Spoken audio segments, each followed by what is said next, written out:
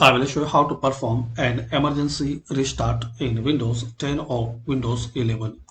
So guys, if you are using Windows 10 and Windows 11 and you want to restart, so very easy, just press Ctrl Alt and Delete key together.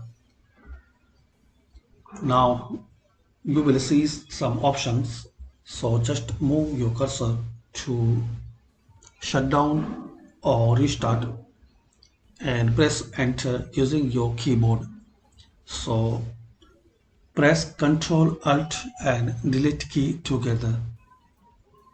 Now move your cursor, and if not able, so use tab, then press enter. Once you see power, so press enter. And now move cursor to restart. Clean all apps, turn off the PC and then turns it on again.